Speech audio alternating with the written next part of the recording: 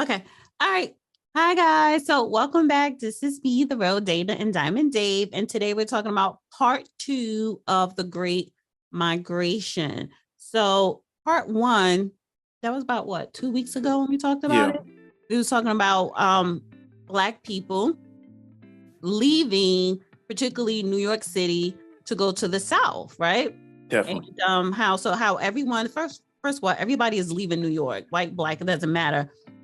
More so Black people, um, because it was just shift. You see Asians coming in, the Hispanics are still there, white people are still in Manhattan and Staten Island, but there were a lot of white people that moved out during COVID, or they just went to their summer homes and came back, but they go back and forth. But Black people was just leaving. It's like a big exodus out of New York into the South. So that was during part one. And I told you that part two, I kind of want us to go back into time, into history, the first and the second wave of the Black migration here in America. Okay. So with that, the Great Migration, the Great Migration took place starting in 1910 and ended in 1970, right? Mm-hmm. Until, let's say, 2020, it kind of like picked up again. But it was two waves, right? So I have my notes. The largest movement of people in the United States was the Black migration, right? 6 million from the South going to the North, Midwest, and West. Reasons to escape racial violence, pursue economic and educational opportunities, and escape Jim Crow laws that was very heavy in the South during that time. So there were two phases. I want us first to talk about the first phase of the Great Migration, the Black migration. And that was from 1910 to 1940 at the beginning of World War One. A lot of Black people relocated to northern and Midwestern cities, such as New York, Chicago, Detroit, and Pittsburgh. They still face racial violence in these northern cities, particularly in the year of 1919. That whole year in 1919 is known for the Red Summer as well. Anything you want to add? Because I want to pull up this chart. Yeah, as you pull up the chart, I just think it's really interesting that you had that, because I think we need to take into account the population of Black people that existed during that era, and how it was a large amount of people based on how many Black people actually inside the United States. I think people have the perception that we've always had this constant number of Black people. There were way less Black people back then than there currently are now. So it was a big deal to have that many people move into different parts of the country. And it really changed the landscape of the country to where a lot of the people that were in the South no longer were there, but we got new people in these new areas, and they brought a lot of their culture, a lot of their practices that they did, and it really did improve a lot of these areas while they were there. Right. Now, between 1910 and between the beginning of the First World War and the Second World War II, before World War II, 2 million Black people during that time left the South to go to the North or to the Midwest. So that's a lot. That was a lot of people within that time span. So that was between 1910 and 1940. But this overall chart here, the geographic of the Great Migration, the migration of African Americans from American South between 1910 and 1970. So people that came out of Texas, Louisiana, they shifted to the West Coast, Seattle, San Francisco, Oakland, Los Angeles, San Diego. And then we see Mississippi, Alabama going to Chicago, Detroit. Georgia, people out of Georgia going to Cleveland, South Carolina, North Carolina, going to Baltimore, DC, New York, Philadelphia, right? So we spread out throughout this nation, West, Midwest, and the East Coast. And that was for economic empowerment, more job opportunities, less racial tension to a certain degree, because I think the people in the North, the Black people, when they migrated to the North, found a new type of racism. Yeah. What would you call it? What would you call it? It was more because you did have police brutality. You didn't see too many lynchings in the North, but I think that was replaced with police brutality. Like, what are your thoughts on like what racial tension Black people faced in the North? I mean, I just really think it was the same racial tension that they always dealt with. It just kind of showed itself differently. Mm-hmm. And I think the idea that there's a certain part of the country that you can move to and you're not going to deal with any racism, that may be true if you're not going to be a competitor to the people that are currently living there. So I think a lot of the racism that we dealt with in the South was because that we were competition to the people that were living there.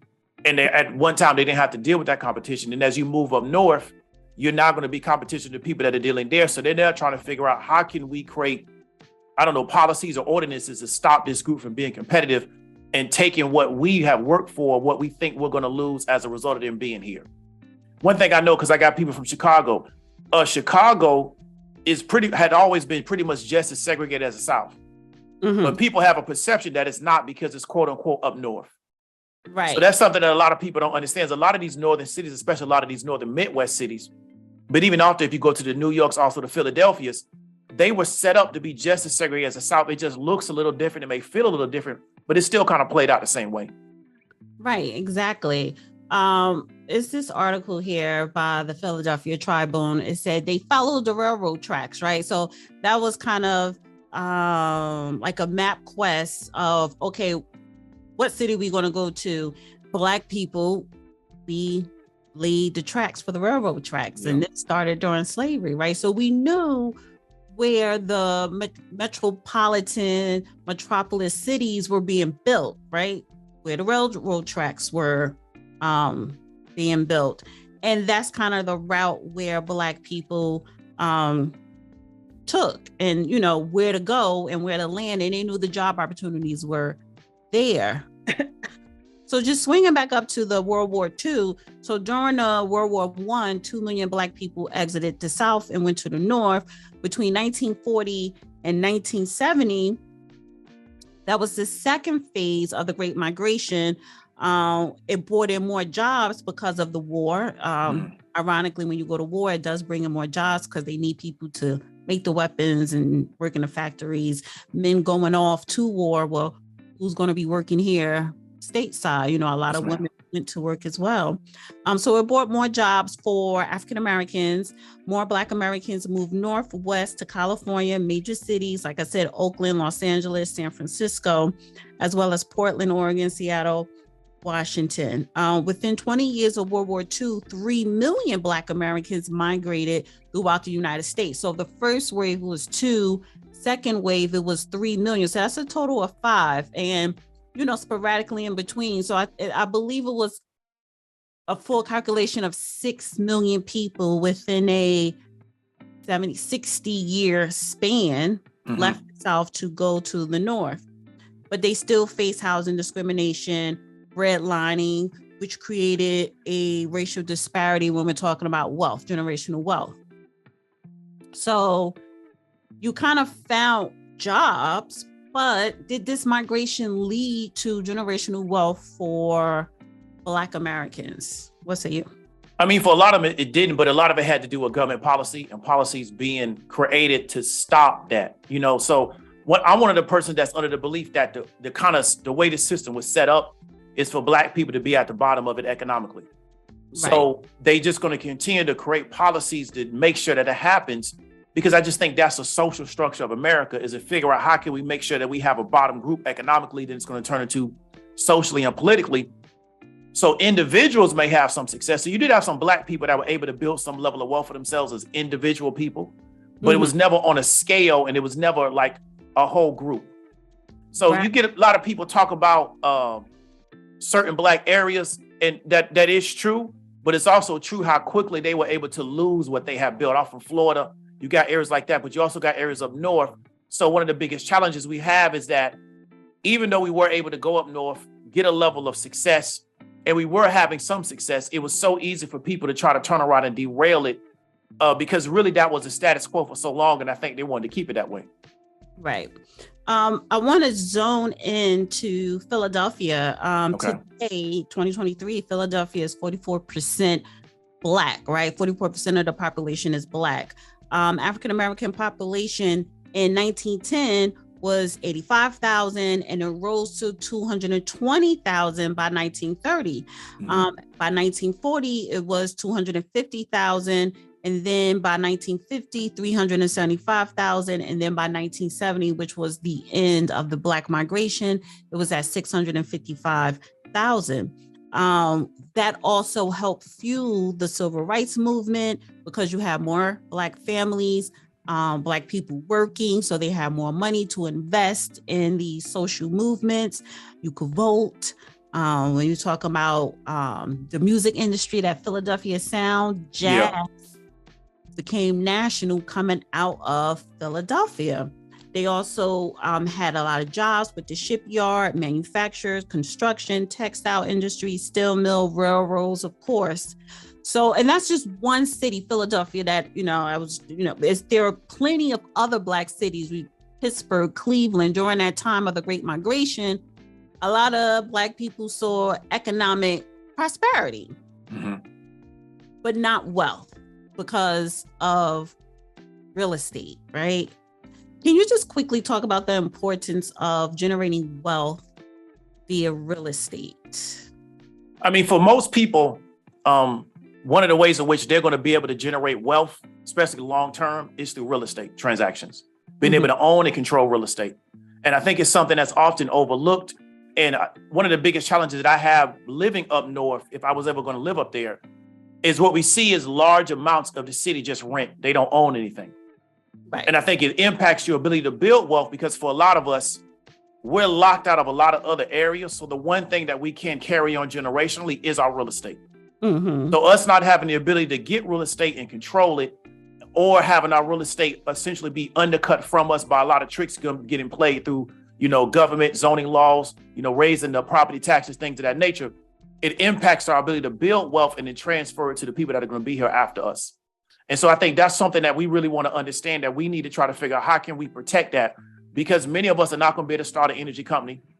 We may not be able to start the next big tech company, but we can keep our real estate within our family, continue to control it and build up on that. But we got to make sure that we are fighting to protect that, because that's really all we have. Because let me heads up, when we left the South, we left a lot of land. Right. So then we leave the land in the South, we go up north, we're not able to get and control the land that we want to up north. So then a lot of people that are moving back down South, if you notice, they're not moving back down South to live on their family's land.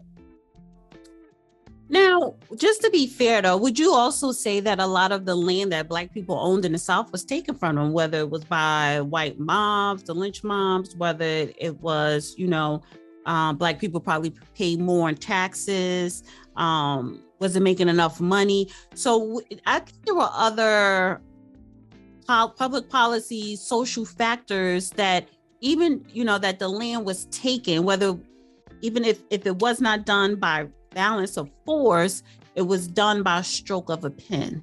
Yeah, you're right. That's what I'm saying. So when I say we left the land, what I mean is that we had to leave it because of the situations down there. So we left land that we had, because people had to get out of that situation. It was so bad down there. Right. So they move up north and then they run into a similar situation. It just looks different. But it's really the same game that's being played, is that we want to make sure that you as a group are not able to really get a strong foothold in this situation economically, because this is something I don't think we realize. We don't really talk about economic competition, but other people see us as economic competition. So when we start moving into an area, they see it as, okay, y'all are coming here to undermine us economically. So we need to figure out a way to stop that. However, we got to do it. We're going to do it. So down South, it was very overt and very violent. Up North, you did have some violence. You did have some riots, but they kind of look to me are a lot more sophisticated at the way in which they go about it.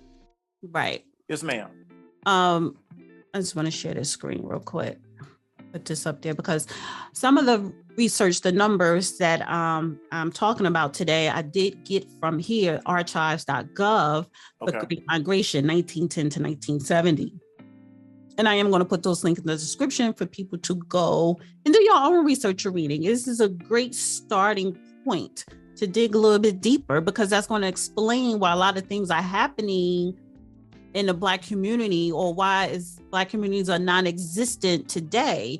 At the end of the day, it is our responsibility to make sure that we are doing what we need to do to create Black communities. And I do see a lack of that. And that's what I do want to talk about. But let me just go backwards into time again, because during that time of the Great Migration, the first and the second wave, one of the things back then that I don't see too much now is the churches, church organizations were coming together to provide jobs, healthcare, education, housing. So you had churches, you had nonprofit Black organizations coming together, creating opportunities, you know what I'm saying? Informing the people with, these are your rights. Let's create public policies. Let's vote this person in so that we could get this. They were organized, to provide the basic necessities to build a flourishing Black community, which is the opposite of today's Black community. Because when you look at the church, they are not giving back to the community at all. Yeah. Organizations, the NAACP, that's basically has nothing to do with Black people today. Yeah. I don't see any prominent Black organizations, again, that are creating opportunities and giving back to help Black communities. So overall, after 1970, you started to see a increase in unemployment, like shipping yards, a lot of the manufacturing companies, and look at Detroit with the automobiles, started to go overseas. And then, of course, when you have an increase in unemployment, well, when you have a decrease in employment, you have an increase in crime. Yes, ma'am. So industrial employment decline.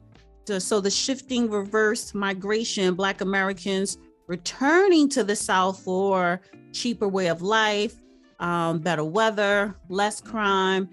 And let's just say, started in 1970, not so much between 1970 and the 2000s. We could say the 2000s till today, you started to see a shift in reverse of moving back down South. No, even after 1970, yeah, I would say that's when Black people started to move back down South. When you look at Atlanta, that was just like the Black Mecca at one point. I mean, it kind of still is now, but it's just more prevalent. I think it's more noticeable now that Black people are going to the South, which now means you have more economic opportunities in the South than in the North. So I want to ask your opinion on Black communities today versus then, and the shift of going back to the South and the pros and cons of that.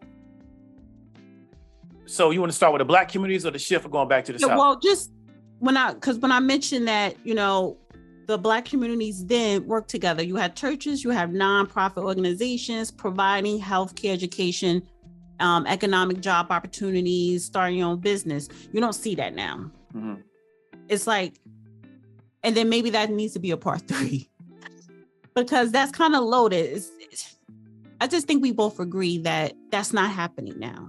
Yeah. We're not doing what we need to do to maintain our community for it to flourish. Yeah, definitely. But I think it kind of depends on the desires of the people. So we know that when you're talking about any group of people, like any community or any group, we know that over time, kind of like the personality or the mentality of that group can change for a lot of different reasons. And I think at one time, our desires as a group of people were different than what they currently are today. Let me throw this in here because yes, ma'am. I only see Black people mentality change and not for the better. I don't see the mentality of Hispanics, the Asians, of course, white people, even Black immigrants that are started coming over here in the 2000s. When it comes to economic empowerment, I notice other groups of people, that mentality doesn't change. It seemed like ours, the only one that did. But do you agree or disagree with that? I agree, but I think we have a longer track record than a lot of those people being here.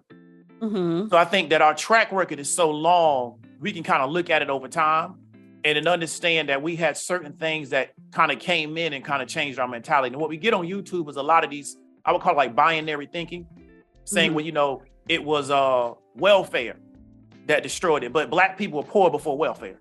So then I don't understand. It wasn't always welfare. Exactly. It wasn't always welfare. So that's what I'm saying. It was, you know, it was the war on poverty, but Black people were poor way before that. I can know that because I come from people that were sharecroppers. Right. So we got to really kind of understand is that I just think that there was a group focus and a group mentality, and a lot of it was church organization based to try to empower Black folks. Then we kind of, as a group, decided that that's really not that important. And we started elevating people that weren't about that. And we still see that to this day. Dana, you're one of the few platforms where we actually talk about Black people being economically empowered. Everybody else is talking about something different. And their audience, that's what they're there for. So we have to understand is that there was a time where us improving ourselves economically through some type of organization, through some type of group or collective effort was really important to us. Right. It's no longer that important to us anymore because people like yourself that present these information about how we need to try to get back in that lane, people really not on that no more. They trying to get it for their own, really as an individual, not even really for their family. Mm-hmm. And then if they can get it as an individual, they feel like they accomplished something. But then when you ask them, what do you really have? It's really not all that, but it was enough for them just to feel like I did something.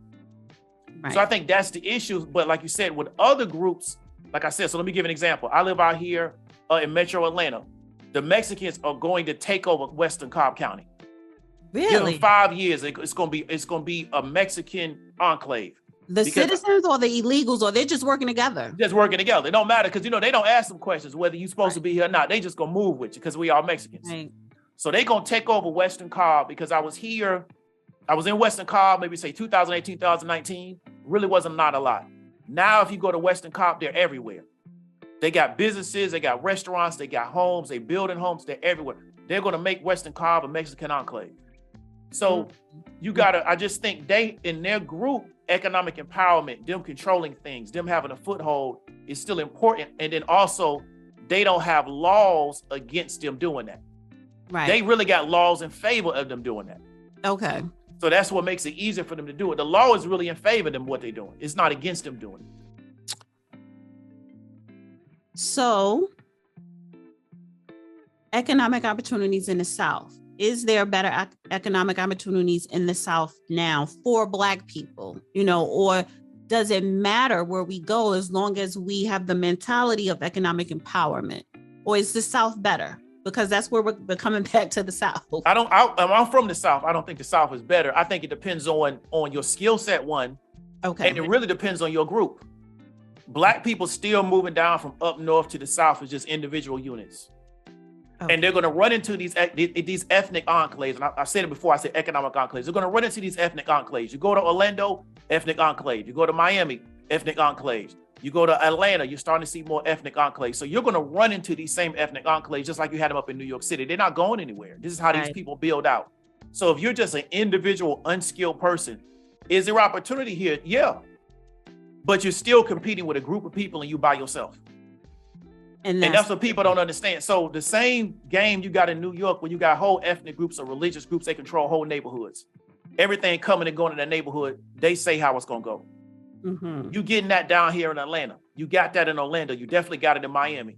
So all the major cities are running that program. You got it in Houston. All the major cities are running that program. We still don't know how to run that program. But like I said, we don't have a desire to run that program. Right. Everybody else, that's their desire. They desire to run that program.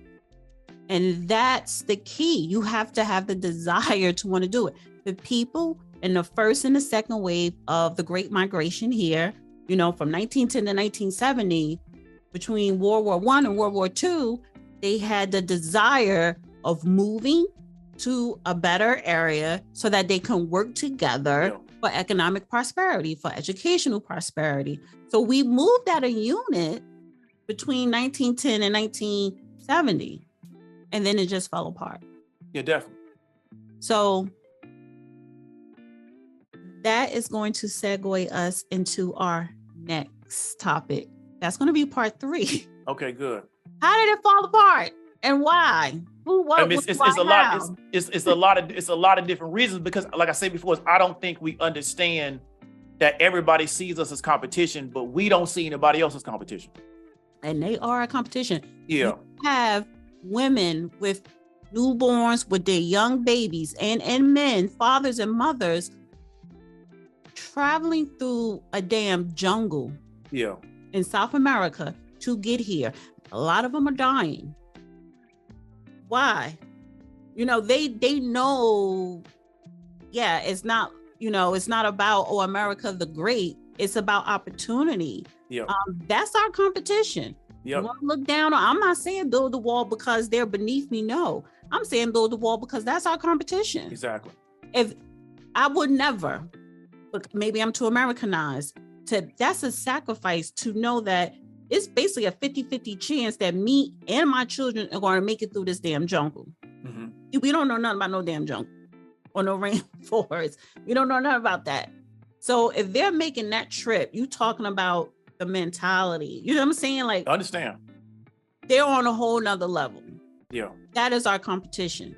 So, and then you have Black immigrants from different countries in Africa. That is our competition because they're looking at it. We're coming here for economic empowerment. What are you doing? You know what I'm saying? Yep. Either you doing it or you not. So that's going to be our part 3. Definitely. Like, how did it fall apart? So thank you, Diamond Dave. I appreciate it. Glad to be on and glad that we could talk about this particular topic because I think it's something real. Yes, it is. We need to get back to, I don't know, what would you call it? What would you call that? Getting back to what? Black America getting back to, or do we just need to reinvent? I think we need to reinvent it for this particular time. But like I said, we have to have the desire to want to be organized. Yes. And we really just don't have that desire. What we have a desire now to just everybody be an individual. Yes. And that's not going to work out. It's like, it's like trying to beat a football team with one person. It's not going to work. You can't say FBA, you can't say ADOS if you operating as an individual. Exactly. And you have to learn and know how to operate as a unit, as a group. Exactly. Because I know we're getting ready to transition off the show, but if a lot of the issues that we have as Black people in this country is individuals being hit with something and they realize I'm in opposition with a group. And they don't see the group behind what's going on. They see the issue, but not like, okay, you're dealing with a group of people. You'll never beat them by yourself. Right. But we never bring that conversation to the table. We talk about everything else, but you're one person and we got an issue with this situation, but you're in opposition with a group. You're never going to be able to beat them. Exactly. Yes, ma'am. All right. See you guys for part 2. Appreciate it.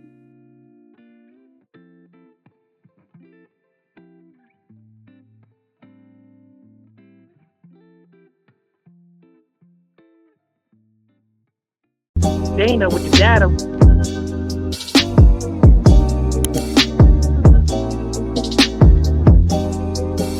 Dana with the data.